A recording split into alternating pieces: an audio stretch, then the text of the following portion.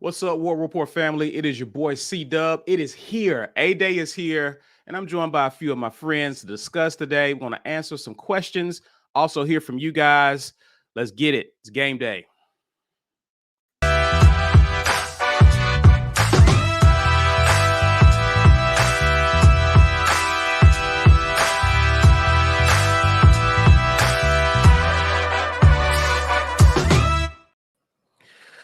What's up, everyone? I'm joined by B. Will. I think Mike G is working on joining us shortly, but he's traveling today as well. So kudos to him for even making the attempt.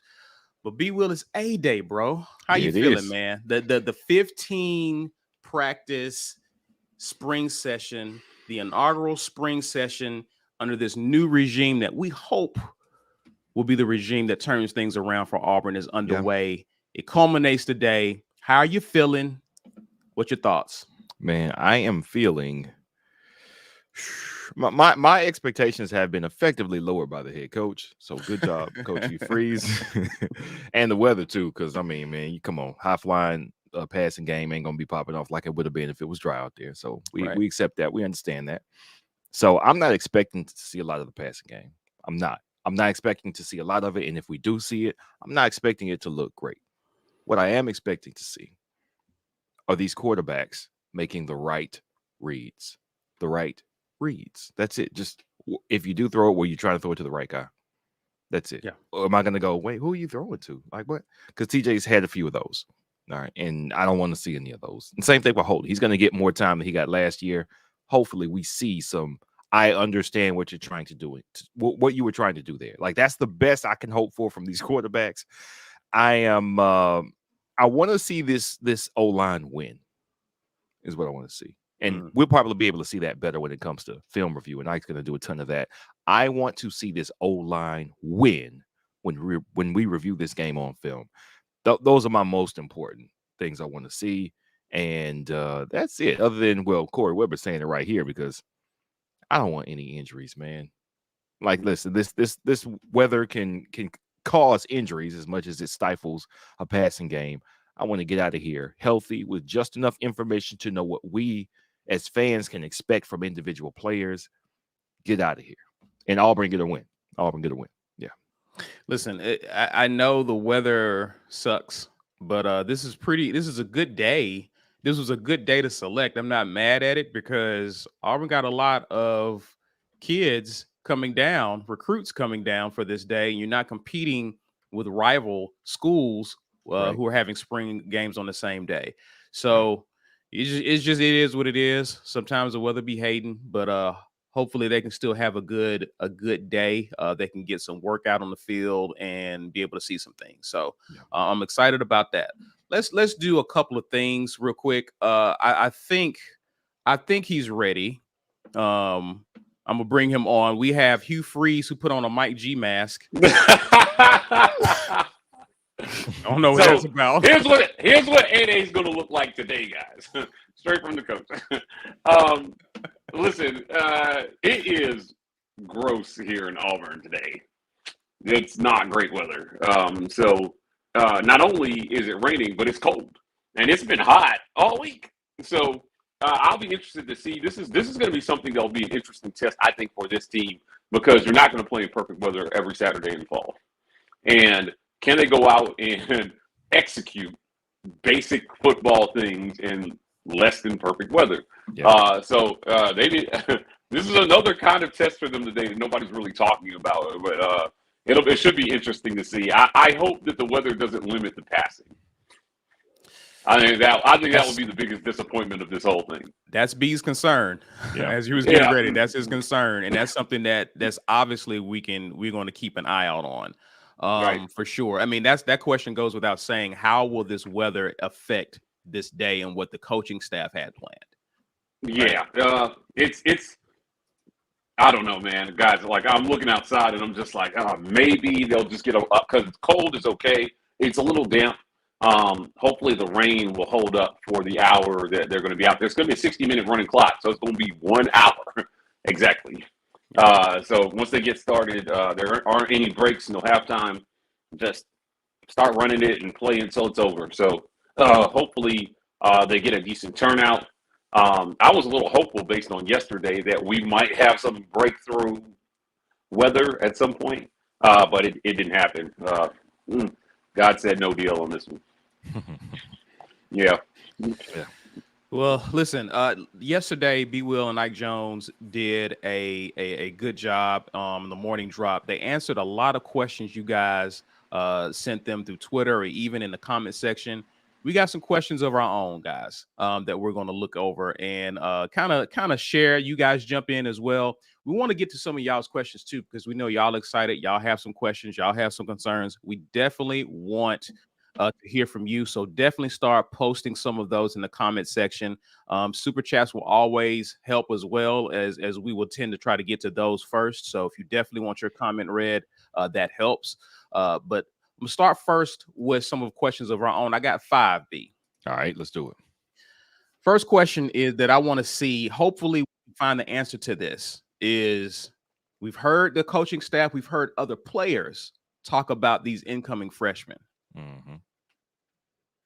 Well, we found out how good Kayan Lee, Connor Lew, and Keldrick Falk is today. When we really begin flashes of the potential, flashes of their possible ceiling today. I'm not saying they're going to be world changers today, but when we begin to see glimpses of what the coaching staff and fellow players, teammates have been raving about these 15 practices, what do you think?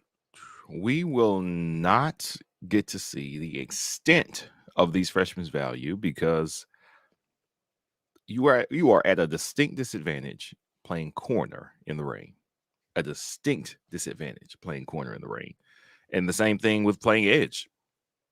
They're probably going to be passing the ball less. So can we see Keldrick Falk truly dominate or have an outstanding rushing individual performance? Maybe a few snaps. He could show something, but how much are they going to be running it?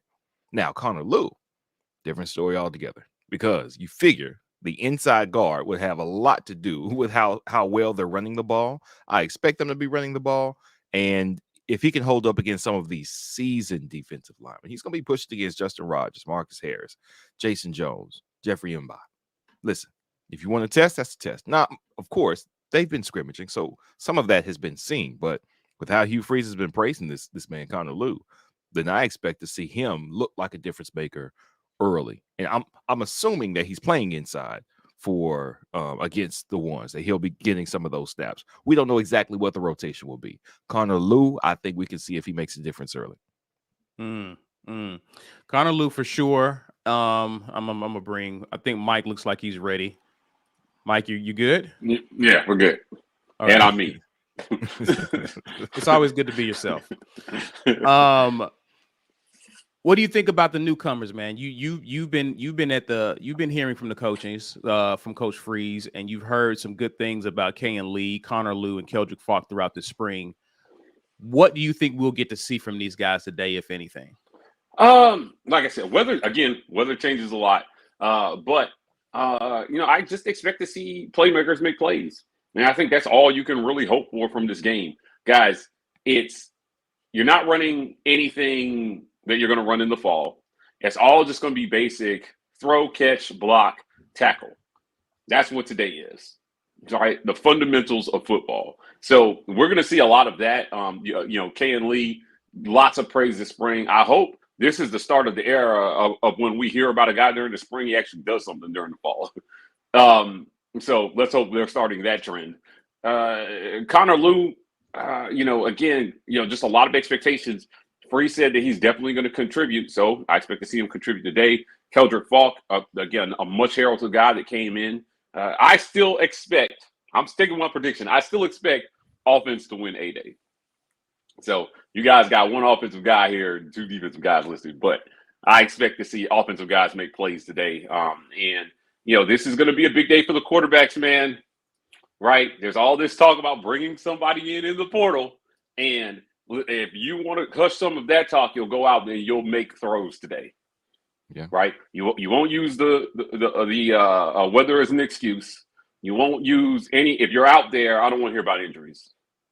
It's a spring game, so I understand Robbie Ashford has been playing with a sore shoulder, but if he's out there, man. Right. And I think that that whole sole shoulder thing, it flew last year, but it's not going to fly this year because they have to put a healthy quarterback out there. So if either you are healthy enough to do the job or you can't, and all eyes, like it or not, are going to be on quarterback to see these quarterbacks give the playmakers around them enough opportunities to make plays today. Yeah, for sure. I wanna focus on a particular room that has been much maligned coming from last year into this new season. What will we see of the linebackers today? Did y'all Will we see see improved linebacker play in this spring game? At least y'all guys see, being in the right place.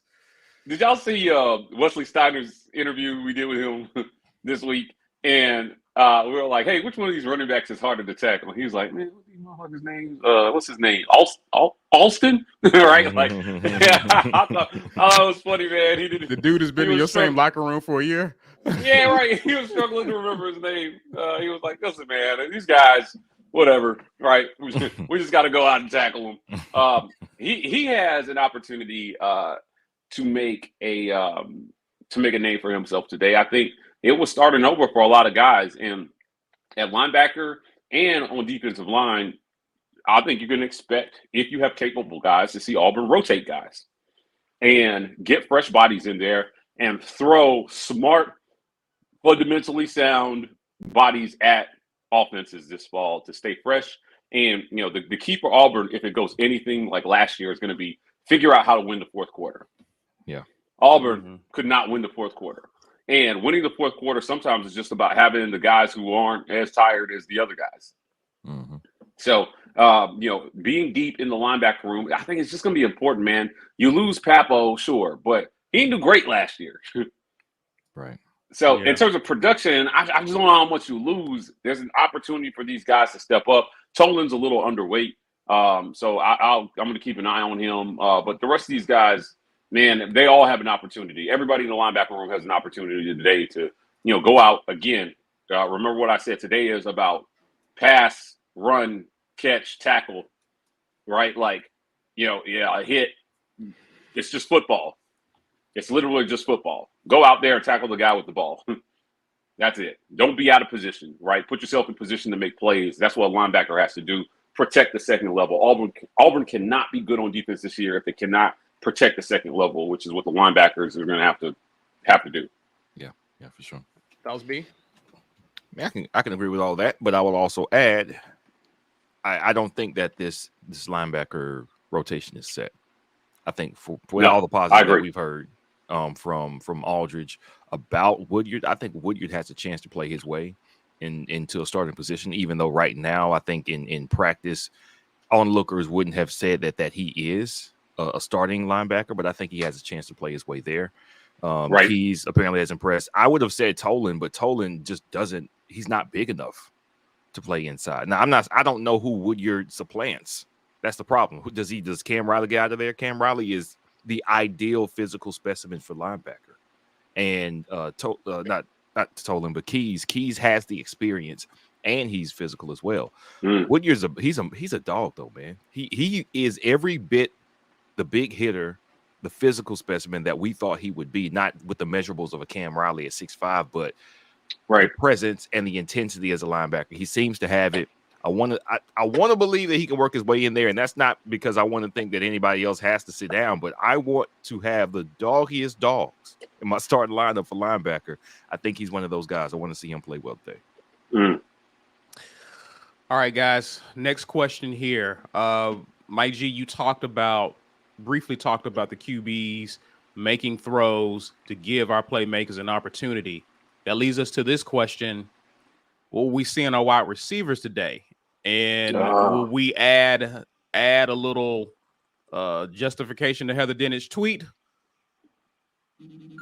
Or can we be excited about our wide receivers? Was that the tweet that came through? So, yeah, it's hard to talk about this without talking about quarterback, right? Like, all these quarterbacks going to deliver catchable balls to these guys today. Yeah. That's what we're going to be watching because the playmakers are there. And, Martiner and these guys who just came in, trust me, guys, these guys want to go out and put on a show. The wide receivers want to go out and put on the show.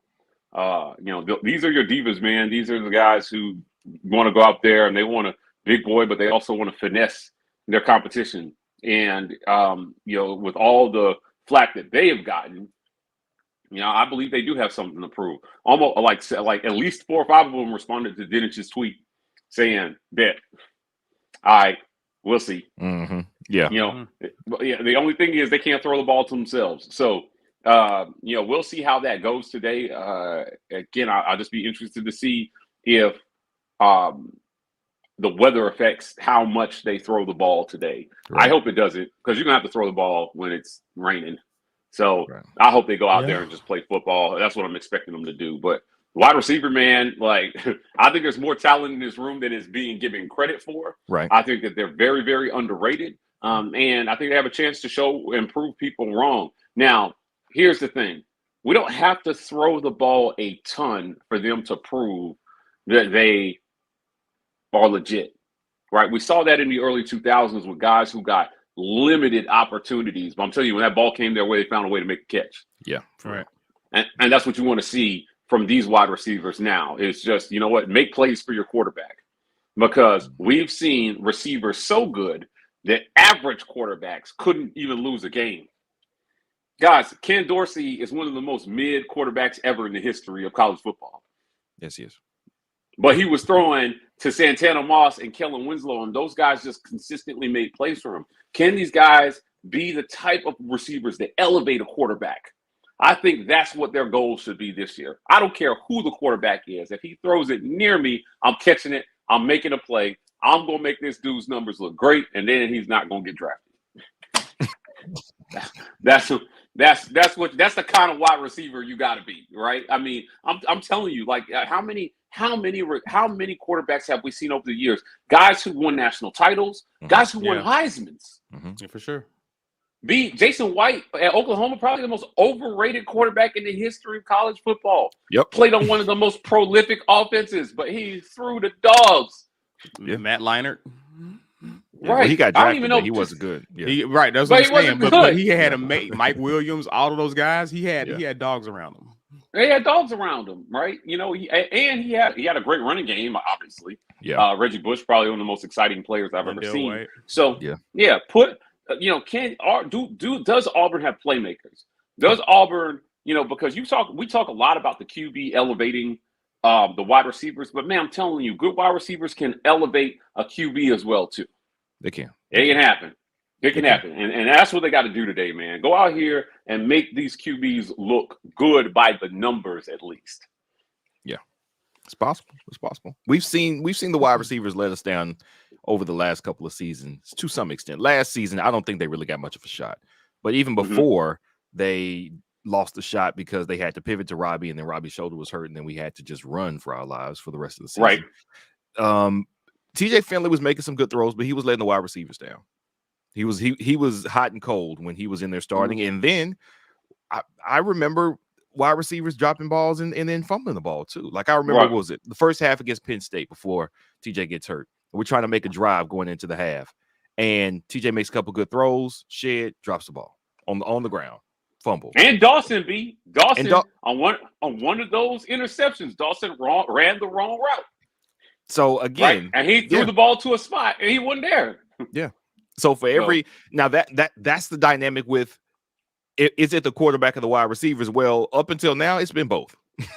It's been some of both letting us down because when the wide receivers are ready, the quarterbacks couldn't get it to them. When the quarterback was slinging it, the wide receivers dropping it and fumbling it. We need, at the very least, both to be doing exactly what they're supposed to do. Even outside of outstanding playmaking, can you just do what you're supposed to do? If you're open, catch this ball. Okay, but did the receivers develop any chemistry with these quarterbacks so far this spring? I think it's something that we look at too. That's when a play breaks down, where does my quarterback want me to be? And do we have that telekinetic thing that the prolific wide receiver QB combos have where it's like break out downfield? Yeah. How many times have we seen a QB want a receiver to do something when play breaks down and he just doesn't get it? Right. I want to see if they have any of that. Now, obviously, we should see that more with Robbie Ashford because he's the one that can run. But because of the way that they have to blow plays dead and you can't hit the QB, it's going to be really hard to evaluate. It's going to be really hard to evaluate, right? So operate within the confines of the offense. Right? You know, make things happen when you can. And, man, I don't. We need guys who can elevate the QB. And, I think that's me, even if they bring in a transfer. Mm-hmm. Sure. Even if they bring in a transfer, I think these receivers, their goal should be that who cares who the quarterback is. Right. Sure. We're just going to go, we're just going to catch everything that's thrown at us if it's even a little catchable. Right. Now, a lot of people doubt whether we have that kind of talent, but I'll tell you, I think that it exists in this room. They just have to find the right combination of guys to put out there. So that means start Jay Fair, Camden Brown. And you've been pretty clear on who the first two are. Who's the third guy? Come on, man. Come on. And Nick Martiner. Okay. Martiner. Okay. And then you're putting Fairweather out there, right? Javarius Johnson is on the field somehow. Find a way to get him in there. So wait, who do we take?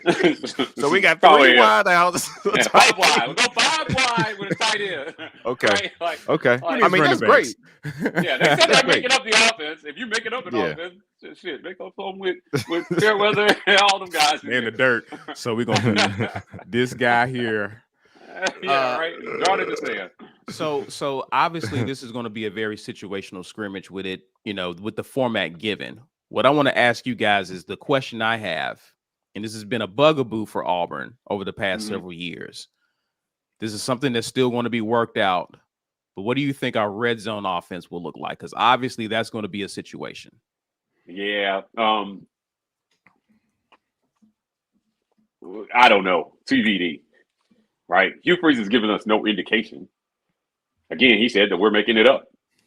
And he also said, I don't want to show anybody what we're doing. So we're not going to see that today.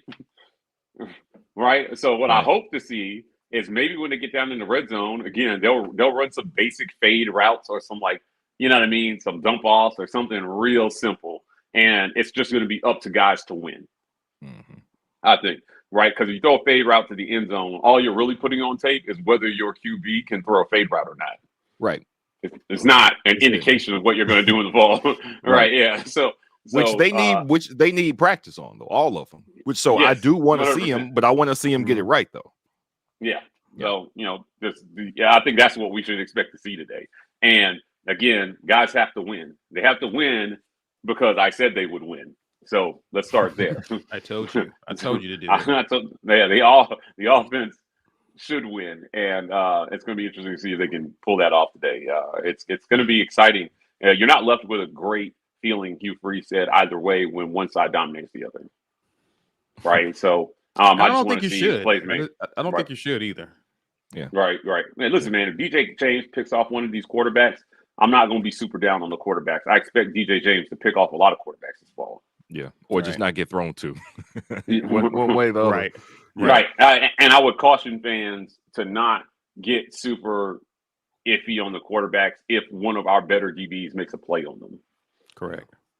Yeah, I'll say this about the quarterbacks, though.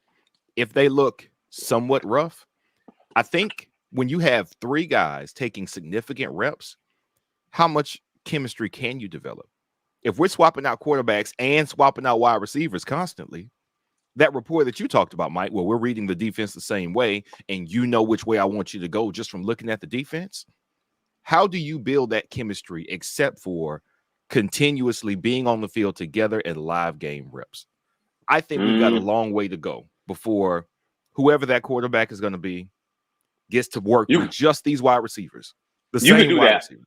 You can do that in off season, and you can do that. Off-season. I mean, they got drills for that. Right, like they have drills. So these quarterbacks, these receivers are going to have to hit the field, in the summer. Right, and I'm talking about for today. For today. Well, yeah. Did they do it today? We'll see. We'll see how much. Right. And that's what I'm saying. They got in. Right. Yeah. Yeah. So how much they got in. Nailing it down and saying, hey, well, nobody will come out of spring knowing that they're QB1. So that's one thing. But at the very least, the wide receivers can say, hey, let's go to the facility. And any one of those quarterbacks can get those. Now, maybe that comes down to who your friends are, who you like the most. And I get that some of that. I mean, these are teammates, but these are dynamics in the team. You're going to work with who you're the most comfortable with. I am not going to be too down on any quarterback and wide receiver in the passing game because I want y'all to get together, knowing what you know from the spring now. Because remember, there was no offense to practice before Hugh Freeze got here. They didn't know what they were going to be doing. They didn't even know who the head coach was when the season ended. Now you've got some plays. You have at least some understanding of what the offense is supposed to look like. Now go practice that in the offseason. And, I mean, who knows, man? Maybe a transfer comes in and then it's, well, hey, transfer dude that just got on campus in early June. You want to go out here and throw some? That chemistry is going to be developed later. I'm not going to be too down on us either way. But regarding the red zone, our offensive line is the entire key to our red zone offense being good, which is why our red zone offense has been bad since 2018, because our offensive line has been mediocre or bad since 2018. There's no way around it. I think that's the common key between Gus and Harsin. The reason both had bad red zone offenses and poor offenses in general, offensive line. If we can just drive, get into the red zone and run the ball, buddy, I'm buying low right now. I'm buying right now on Auburn's offense if we can complete some drives on the ground in this game. So all eyes will be on definitely some of these new faces along the offensive line for sure in this game that we'll be paying attention to. And we know Ike will definitely be doing film review on some of these guys and what they look like as well. So if you are not a member of the War Rapport, you need to become one, guys. You know how to do that. $5.99 will get you there. Also, you can become part of the Green Name Gang, especially when we have live chats or live episodes that's only member only that can chat. You can be in there with the community chatting with us. But if you want to see that film review, this is how you can get access to it in the offseason. Ike is going to be working for us and for the War Report for you. Definitely want to check that out. Now, guys, last question, and we'll get to some of the comments that you guys have been dropping. Got to ask the question, who's your A-Day MVP?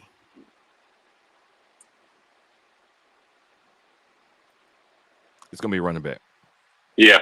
I don't even think it's going to be the starting running back. I don't even think it's going to be Jarquez. I'm guessing. I think Batty or Austin. Batty. Yeah, Batty. Batty. I'm going Austin since you guys going back. Batty's a good one. Batty's a good pick.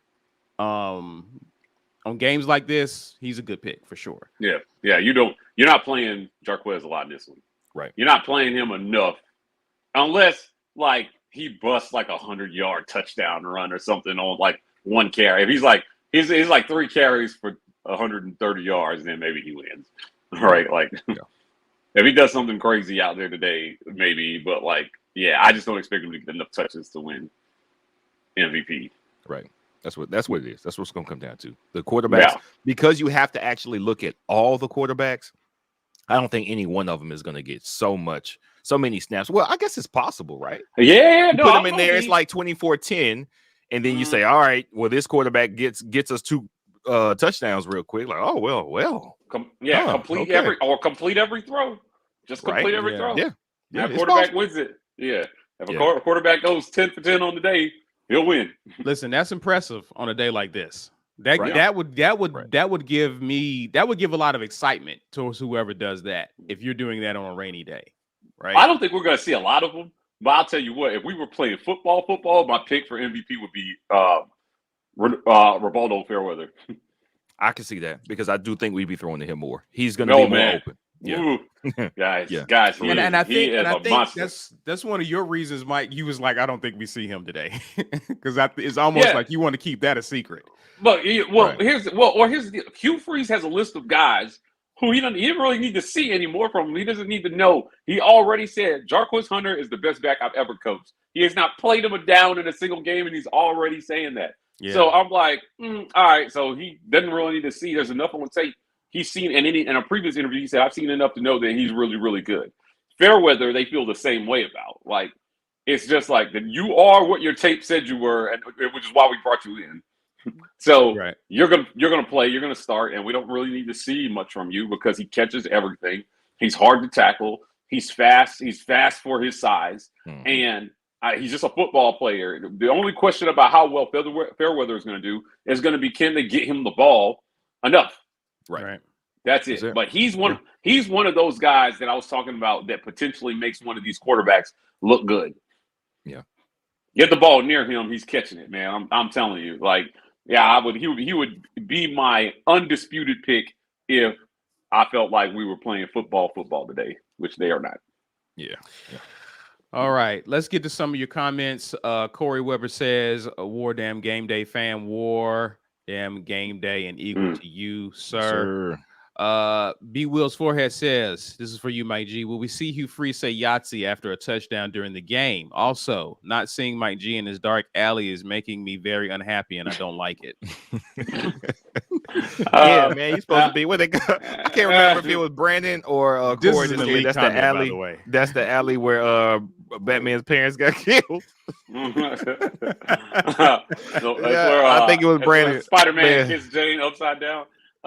So yeah, I'm getting ready to jump here because I got to get over to the stadium and cover this game for sure. in this weather. But I will before I jump, I'll say this: like, listen, man. Hopefully they bury Yahtzee sometime between now and the fall and just come up with some better.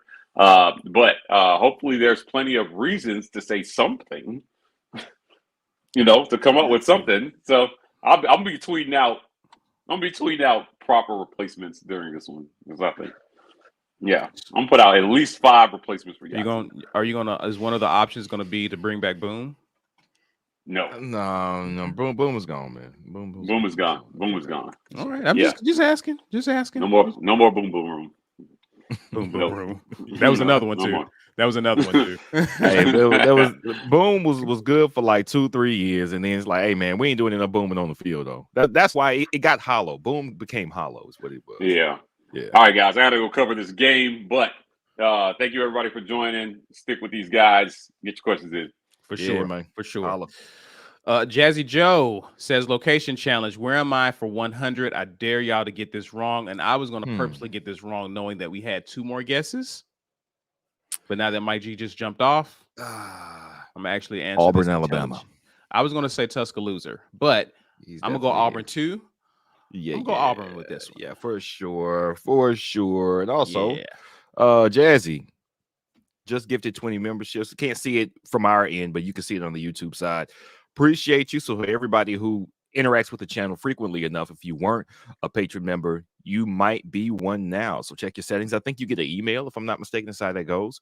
When people who frequent the channel and aren't members, you stay around enough, people who want to give some memberships, you will become a member for a month. It gets spread out. We don't get to choose. The person who buys doesn't get to choose, but you will now have access to a lot of post-A-Day film review content, which is going to be the best content. I'm capturing that video today. Ike is going to start breaking it down. We're going to get with y'all about the schedule as far as what's going to be reviewed and when, but you're in for a treat. So thank you, Jazzy. Thank you, Jazzy. For sure. Corey Weber says, better question is, how will this weather affect the 3rd round of the Masters?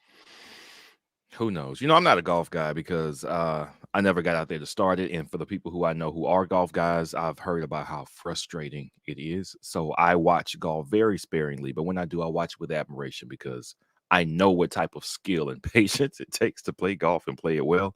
I've heard that what's crazy is how much weather can affect golf, like just a little bit. Like wet range is just okay. Now it's a different game altogether. I have no idea. I don't even know who's in the lead out there. You let me know. I heard Rory's been kind of not doing great. Somebody I know that betted on Rory was like, that's the last time I ever bet on Rory. But y'all update us with what the standings look like today, because I haven't been following it so far. Joshua Jordan asked a good question. Who do y'all think is the first QB out? I think it's going to be Robbie, actually. Out of the program? That's a good question. I'm saying who's the first QB out for a game day. That's what I took it. Yeah, that's what I know. That's what he meant. You know what, man? Ain't no telling, man. That's what's so crazy about this. I think Robbie's a good safe bet. I think I'm gonna go Robbie here. I think he's gonna be the first QB out. But we'll see. We'll see. It could be a surprise. It could be Finley. Could be, hey, who knows? The youngster, young Holden. So we would definitely see. Holden. We got to start coming up with some nicknames for Holden, man. He might be a part of the show. I think he's going to be part of the Too Deep after the spring because I think he's going to stay. You think he's going to stay? I think he's going to stay, and I think Robbie's going to stay. So, 1 + 1 = 2 as far as who's going to be out of here. But yeah, so we need a nickname for Holden. We're going to work on that. Okay. Work on that. Over and under on fumbles is going to be 2. So this is a good question. How many fumbles are we going to see today, if any? Hopefully none, but with the weather being what it's being, that is a possibility with a slippery ball out there. Pause. Yeah. Just saying. I think so honestly, I think under or push on the fumbles because number one, it's gonna be a shortened game. So it's not gonna be somewhere between 65 and 75 snaps that you might see on a normal game. And because it's wet, they're going to overemphasize ball security. Now, that doesn't mean you can avoid it, right? I mean, it happens. I think 2. I'm going to say push. But if I was betting, I wouldn't bet. There you go. I'll probably say 1. I'm going to say 1. What you'll probably see the weather take a toll on is in the passing game, in my personal opinion. I think it's going to be difficult to hold on to the ball with it in the air. But I do think we put the ball on the ground once in this game. Yeah, so I'm being optimistic there, but you just never know how that'll go. We'll definitely see. Ike comes in and says Coy or Amari will start with Fair and Camden Brown. So it's for sure Fair and Camden, huh? Okay, I like that. I want to see it. What's crazy? That freshman receiver class, that 2022 receiver class, has a chance to be maybe the most impactful in a while. And it definitely wouldn't have been the most heralded. The most heralded would have been the 2015 class, I think. That was with at the time it was Nate Craig Myers, it's Kyle Davis, and there was one more. I think McLean. That class right there. So. I think so. Yeah. If I'm not mistaken, where was no, that's it. But we've had a few classes I was like, oh man, it's a really good class. And it didn't quite end up being what it was supposed to be. Right. We will see. But so far, what we've seen of the little bit they've been on the field and what we hear about these guys in practice, Fair, Brown, and Kelly have a chance to be special here, which is crazy. Which I'm happy for those guys. I'm happy for Coy, too, because, again, much bravado out of Coy. Mm-hmm. Even last year, it felt like Auburn had 2, not 1, but 2,000-yard receivers. Obviously, he felt he would be one of those guys. So seeing him being able to contribute in an offense where you have a coach who emphasizing a strong passing game, for him to be a part of it, we like to see it. So excited about that. Jazzy Joe says, War Eagle. See, never say Tuscaloosa again. To my defense, he said Tuscaloosa is what he said. To my defense, he never says the I don't know what that place is. I don't even know what you just typed. All I know is Tuscaloosa. Okay, just saying. But glad we got that one right, and I'm glad you're in Auburn, enjoying the loveliest village on the plains. Dave Metlock says, "What I want to see is who is RB2." Can Austin hold off Petit? And this is going to be interesting, B. Yeah. I think for all the knowns that we have in RB1 and Jarquez, where is Austin? Again, we've heard good things about both of these guys, so obviously they're battling it out. What are you looking to see with these two guys today? How much can you see with these two guys? That's the question. Well, what I want to see with Petit is I've heard people say that don't overlook or underestimate his ability to run between the tackles because of his size. I want to see how good is he at actually doing that, and he's going to get some opportunities to do that today. Yeah. So that's one of the things that I'm going to be looking forward to. Austin, again, I think we're going to be able to see more of Austin. I think he was kind of used almost in kind of like a scat back kind of way last year. Right. So we get to see more of his game today too, given that I'm assuming we're not going to see a lot of Jarquez Hunter. So we're going to see a lot of these guys. And I think, I'm sure this battle is going to go well into the fall between these two. But I think it would at least give us excitement as to the depth of this room, given that we have someone coming in the summer who many people feel may contribute as well. So I'm excited about this battle right here. Yeah, I am too. And also, listen, man, running backs get hurt. Yeah. We didn't get hurt a lot last year, fortunately. And Tank and Jarquez were both around for every game to get all these snaps in and share the load a lot. But we are running back is, I mean, come on, the beating these guys take. We're envisioning a Jarquez 1, and he's getting like, somewhere between 10 and 15 carries a game and 3 or 4 targets a game in the passing game. So he's going to get all these touches, get 100 yards from scrimmage a game, and then it'll be who's going to be RB2 to pick up the slack. Well, listen, man, one of these guys tweaks an ankle, he's out for 3 weeks. And now you absolutely need whoever you thought was, oh, well, I don't know, is it Batia or is it Austin? It's going to be both. It's going to be both, man. You need dudes. And I think everybody gets a chance to contribute this year. Agreed. Corey Over says, thoughts on Wes Flanagan to Ole Miss. On thru is reporting it's official. It's been in the works. Yeah, we've heard it for a while, so I guess that's that. It seems like we should have a pretty straightforward replacement with KT Harrell looking really good in his role on the Final Four team with Florida Atlantic. So somebody who's an Auburn guy, been in the coaching ranks, get somebody else where Auburn is home to him. I think that's a good look. We're just speculating. We don't have any idea, but yeah, it seems like an obvious go-to. Right. But we're talking about Bruce Pearl, right? Like, I think he shouldn't have a hard time finding a really good replacement. Right. And you kind of get it for Wes Flanagan, right? Like, if there's a number 2 on the staff, then it's Stephen Pearl. You weren't going to jump. Who's been with Bruce Pearl longer and understands him and what he wants better? What do you think this does for Alan Flanagan's decision? I don't think that there is a bad situation if he stays here, because we talked about this. Flanagan got better. The longer the season went on, the closer he got to his 2020 numbers and efficiency. It would be good if he stayed here because we're still not deep at the 2 or the 3. However, you want to go play with your dad? I get it, man. I get it. Do you want to go to Ole Miss? Probably not. But I mean, if that's where your dad's at, if you feel like you got an opportunity to guaranteed start there, because Ole Miss does not have a lot of talent there. They've got some, not a lot.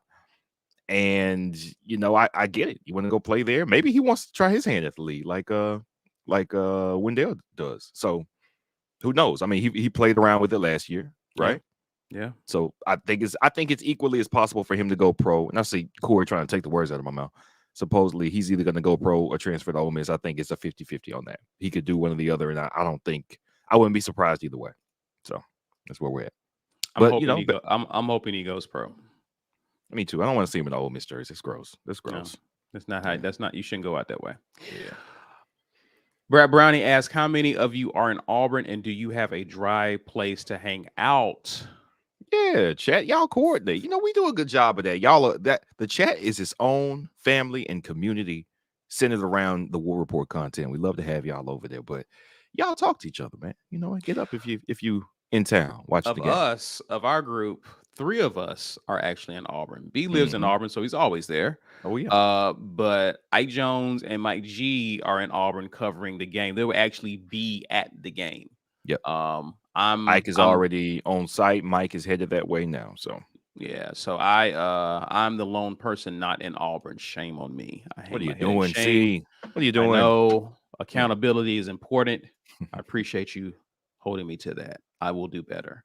Yeah. All right. Amani Smoot says, I just want to see accurate passes and good defensive line and offensive line play. I think if you get these 3 things, you're having a tremendous spring game. Happy. Thank you so much. Great knowing you. It's been great. I don't have to see much of anything else. You give me those 3 things, I'm walking away from a day happy. For sure.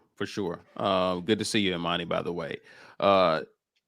Otis Smith says, Eli Stove was the best wide receiver that was underused in Auburn football history. I want to say agreed. It's hard to disagree. I want to agree with that, but I hate he got hurt. There's some more. We almost need to put together a list of underused wide receivers. You can go back to the Tuberville area, and almost all the wide receivers were underused because he says in Auburn football history. Yeah, it's a long time. It's a long time. Sadly, I don't know enough of Auburn football history before the late 90s to be able to give an answer on that. Yeah, because you can argument can be made all receivers under the Tuberville era were underused. Yeah. But that was just the times back then. In history, okay, let me say this: Eli Stove was underutilized, and I think injuries took its toll on him anyway. I think if he had stayed healthy, but what was the other receiver who's playing with the speedster, went to Cleveland? I can't think of his name right now. Schwartz. Yeah. So his name in there. We were overthrowing him for three years straight, wasting that man's time. Bo was overthrowing him in 2019. No. Stidham was overthrowing him in 2018 because when that 2017 line left, Stidham got shaky. Bo was overthrowing him in 2019. And did he play 2020? Did Schwartz play 2020? Yeah, he played did. 2020. He played, but the offense was terrible. So he was getting the ball more, but there was so much dysfunction on that offense that Eli Stove was underutilized. But when you say in Auburn football history, there's some receivers that would love to say that would love to introduce themselves to you, Oda. That's all I'm saying. For sure. Corey Weber says Sean Jackson may lead the room in carries today. Interesting, because we have not heard Sean Jackson's name in a minute. Just to protect the rest of the guys, I can see that. I can see that. Yeah, I can see that. I can see that too. I can see that as well. Before we get out of here, Oda Smith says, fellas, how would y'all feel about all 14 SEC teams meeting in Atlanta during summer camps to do 7-on-7 tournaments, West versus East, winner take all? Nah, I don't want them seeing our guys. I don't want our guys tweaking ankles and hammies and knees. Nah, let's keep all that now. We'll wait till we see them in a regular season. And coaches would never sign off. Yeah, they would no. Coaches would never be okay with that. Because the games that do matter, they want their guys to be 100% prepared and locked in for that. So it would be cool for us as fans to see that, but it's like a best of the best summer. It's like the camp circuit, but now it's like next level because everybody is actually on these big program rosters. But yeah, it can't put those guys in harm's way like that. All right, man. Good talk, good show with you guys. Listen, you already know where to go. It's ESPN Plus, SEC Network Plus, and it starts at 1:00 Central Time. Is that correct, B? That is correct. All right. So we will be back on later this evening. We haven't actually scheduled that, but I think we're going to wait till Mike G and Ike Jones get to where they're settled, and we'll do a post game to kind of review this later today. So you be on the lookout for that, guys. Please be sure before you get out of here, share this video on social media, Facebook, Twitter. Use the hashtag, even at us. Like the video. Help us with our engagement in the YouTube algorithm, and subscribe if you're new to the channel. You can find us Twitter, Facebook, Instagram at The War Rapport. We're TW Rapport on TikTok. That's it for now, guys, but we will definitely be back to talk about what we saw. What did we see in Auburn's A-Day game? Definitely want to check us then. Until then, enjoy your rainy Saturday. Yeah, man. And War Eagle. War Eagle.